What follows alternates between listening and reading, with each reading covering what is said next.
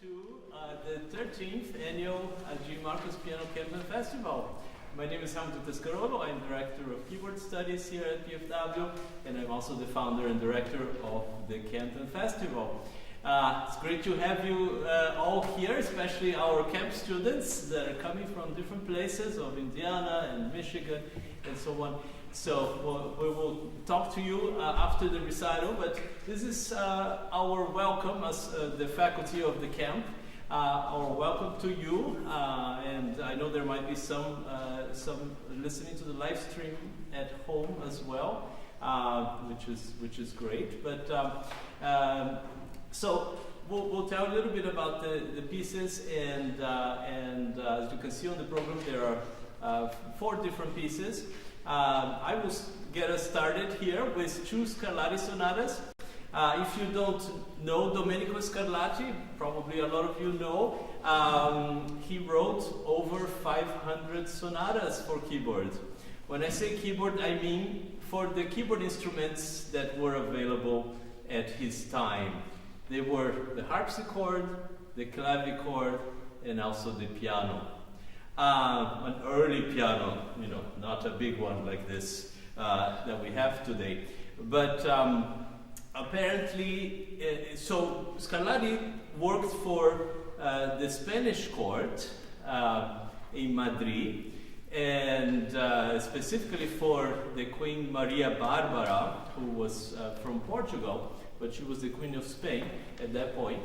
And apparently they had over 30 keyboard instruments at the court, at the palace, and including early pianos. So although it's likely that most of these sonatas were played on the harpsichord, perhaps a lot of the time, but also they could have been played on the piano.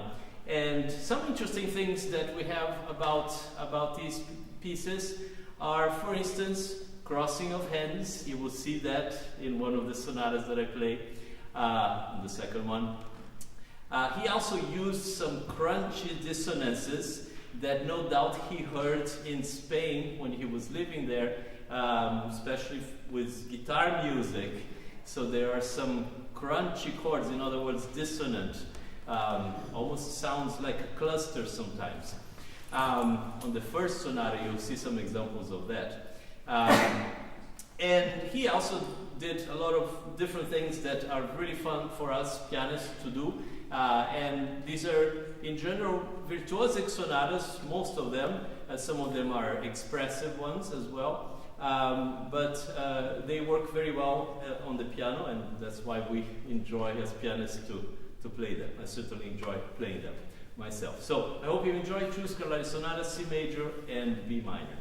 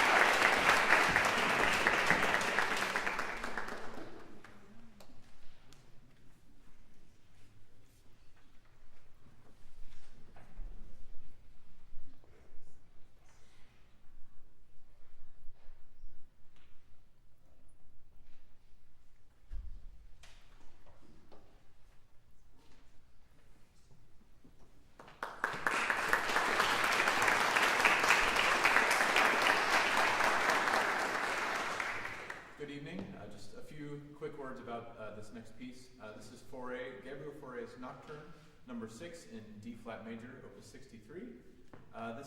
Nocturne generally is a character piece, normally for the piano, and it evokes the evening or the night. And of course, Chopin wrote many lovely nocturnes, and other composers as well. This was written in the summer of 1894, and there's plenty of dreamy, lush melodies that you would expect from a nocturne, but also there are some contrasting sections that are not quite as typical from your standard nocturne. So I hope you enjoy it.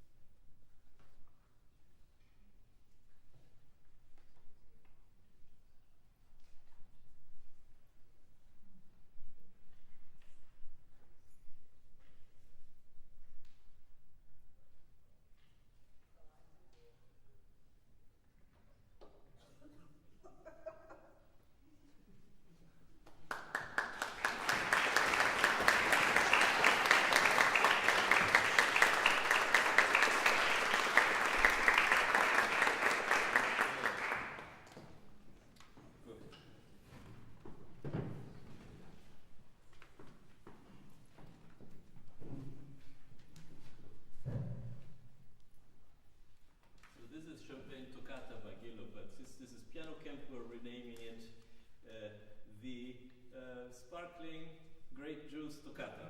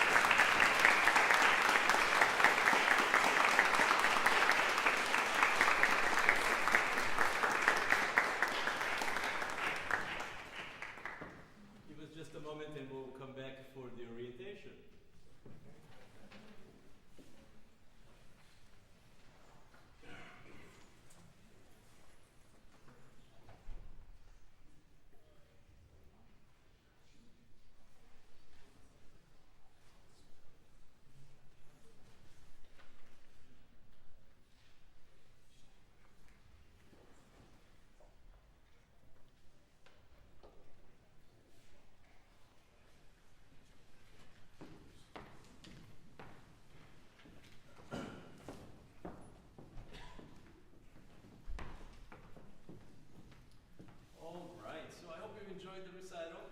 Yeah.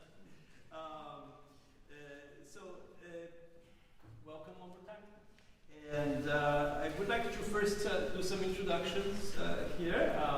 You probably have all met Molly Papier, who is walking back in. So let's give her a round of applause.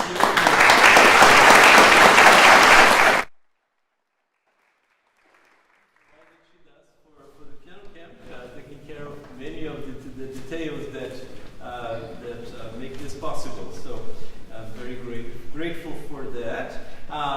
You just heard those of us who will teach lessons at the camp, and also Miss Dorian is our keyboard musicianship teacher, so you will have a keyboard musicianship class with her.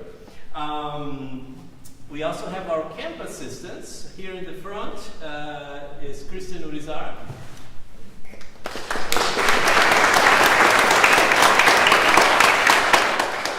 Christian is a performance leader here at PFW. We have Ellen Bifos. Let's see, Ellen is right in the back all the way to...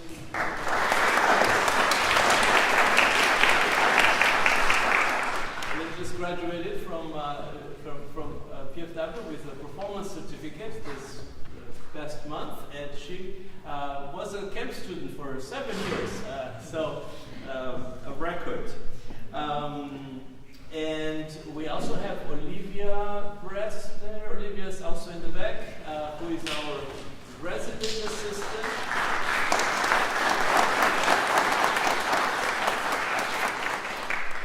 He is also a graduate of PFW with a piano performance degree and also a camp alum.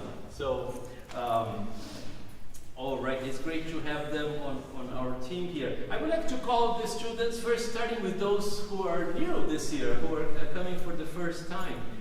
In order of first name, Chase Ju. Chase, wave if you are Chase.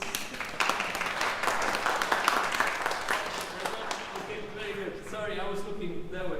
Okay, Daniel Fisher. Danny, right?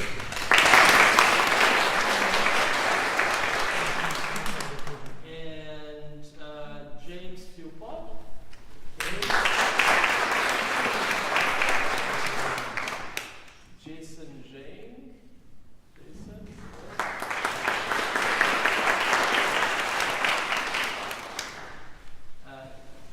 Jake Park. Okay. And Jane Park.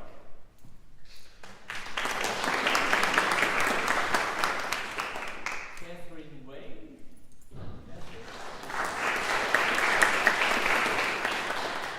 Katie Himmelhafer.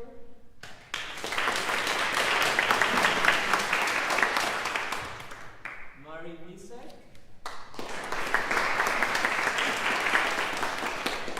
Nino Emanuele. Piper Daly.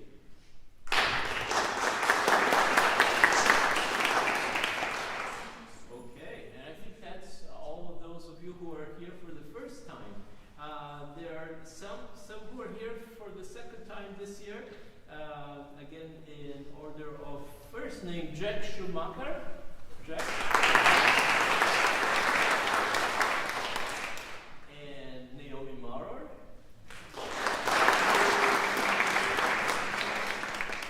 Where's Naomi? Okay. There, okay. William Powell.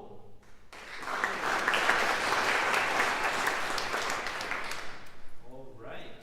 We have two of you who are coming for the fourth time this year. Gabriel Ackerman.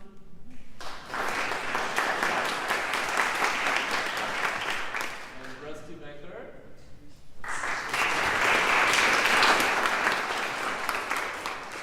And for the fifth time, Kenny Wayne.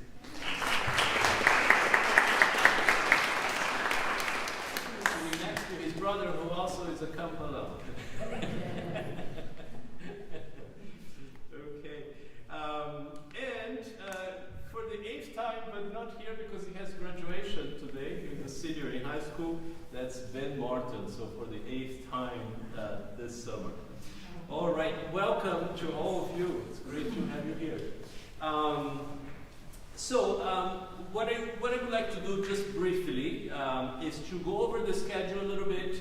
Each of you campers should have gotten the overall schedule for the week, your lesson schedule, your keyboard musicianship schedule, and a list of events. So check if you have those 4 things in your packet. If you don't have, just let us know and we'll get you a copy, another copy. So 4 things.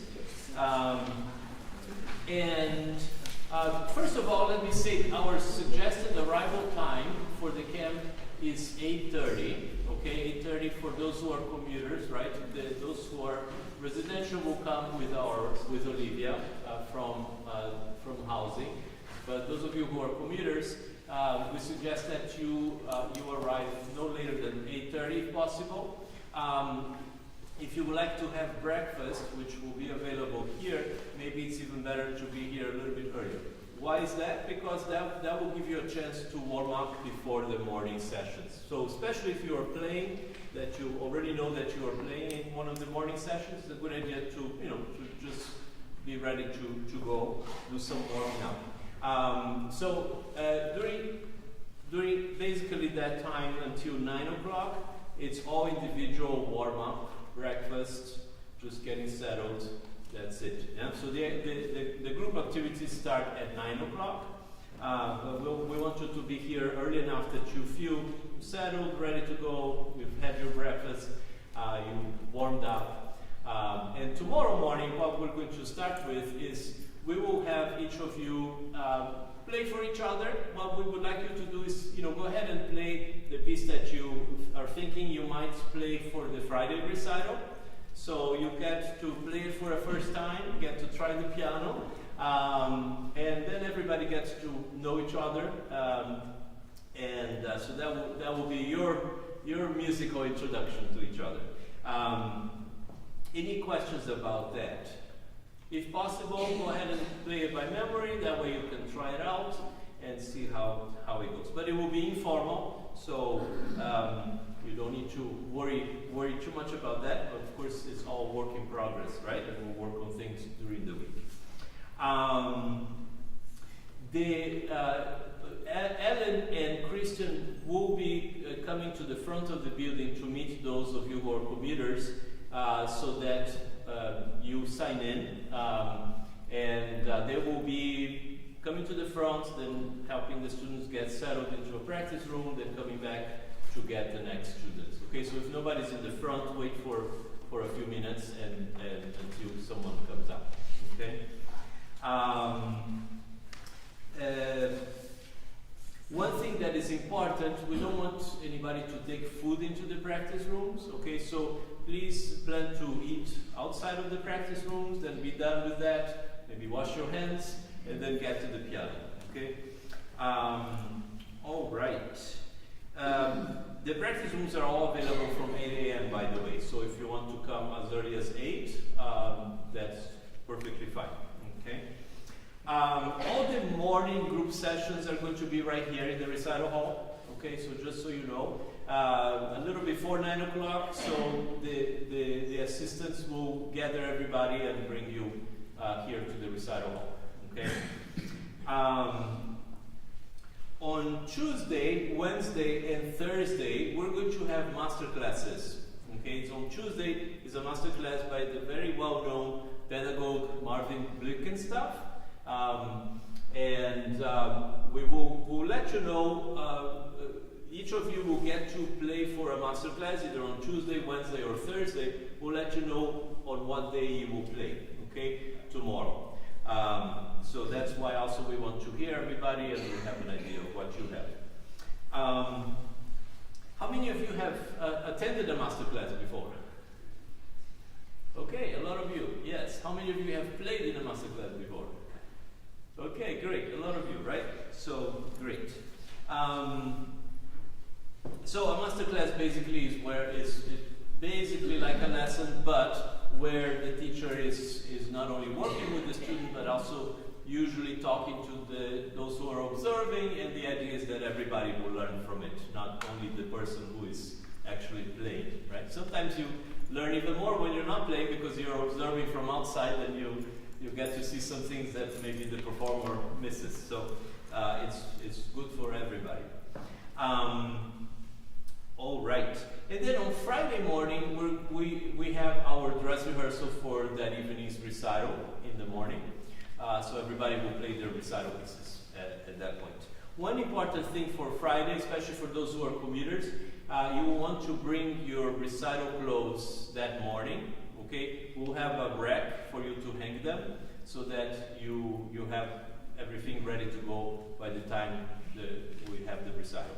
Probably better not to wear your recital clothes all day because we might go for a campus walk and things like this, but it's good for you to have that, or your parents can bring them later if you would like, either way. Each day there is a 3-hour block when you will be either practicing individually or you have your lesson. Each of you have a 30-minute lesson or 25 minutes to be more precise with your assigned teacher for the week. And then each of you also have every day the keyboard musicianship class that I mentioned with Miss Dorian. Okay, you have all those schedules there in your packet. Do you have any questions about any of this so far? Okay, one more thing about the time when you are practicing. Even though you are practicing individually, Ellen and Christian, either both or one of them, will be walking around and will be seeing if you have any questions or if they can help you with anything, how to practice something, or you have a question on your music, so you can ask them as well. Okay, so they will be around. There will be, as far as the keyboard musicianship classes, there will be 4 different groups, as you can see there on your schedule. And they are divided more or less by age and by level of repertoire and so on. All right. As you will see, after this we will do a tour of the building, and those of you who are here for the first time will see that there are a number of rooms that have grand pianos, and you'll be able to do a lot of your practice on a grand piano. Now, that includes the practice rooms that have grand pianos along the building here on the first floor, a few rooms on the second floor, as well as the large ensemble rehearsal rooms that have grand pianos for you to practice. Okay.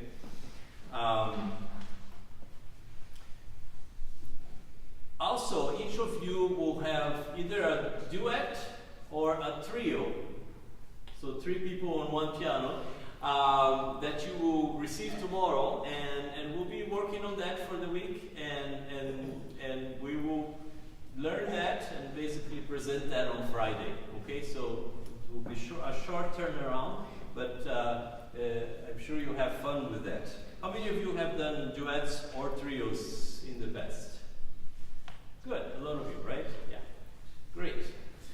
Okay, very good. One important thing that I want to mention is that during your practice time, that 3-hour block that I mentioned, you can take some breaks. You know, some experts say that it's good to take a break every 25 minutes, maybe a few moments. Stand up, maybe go get a drink of water, walk a little bit. That is all good. We want you to stay inside this building during that time. Okay, so please don't go outside. There will be plenty of chances to go outside as a group, but we want you to stay inside the building during that time. So feel free to use the restroom, feel free to walk a little bit inside the building, but be, where we can find you and where we can see you. That's for your own safety, so we want you to be safe all the time. By the way, the practice rooms all lock behind you, okay, so we cannot unlock them. So when you are inside the practice room, you are safe there, you are locked. And because of that, when you leave those rooms, leave the doors open so that the next person can go in without needing someone to open with a key, okay? So remember to leave the door open when you leave, and that's also when you plan to come back to the same room. Remember not to lock yourself out. All right. During that time of practice, you will also not only practice your solo repertoire, but also practice your duets, trios, and also any material that you have for practicing from the keyboard musicianship classes. Okay. All right. Then lunch will be in Walp Student Union. That's where we will have dinner tonight, so you will get an idea of what that looks like. And every day in the afternoon we have a group session, in some cases with guest speakers, guest presenters, Tomorrow afternoon we have a guest from the University of Michigan who is a wonderful presenter. She is a pianist, but she will be talking to you about bringing out your best in performance, especially related to performance anxiety and things like that, and dealing with you know, being nervous, which we all are when it's just normal when we perform. I am too. So she will do a wonderful presentation for you about that. On Tuesday, because we have a longer masterclass in the morning, we have a very short afternoon session after the lessons, which is going to be some tips about playing your duets and trios. Okay, so that's just a half-hour session. On Wednesday, we have another guest. He comes from New Mexico, Dennis Alexander, also a very well-known pedagogue who will be talking to you about playing the Romantic literature, the Romantic repertoire, which, of course, as pianists we love to do, right?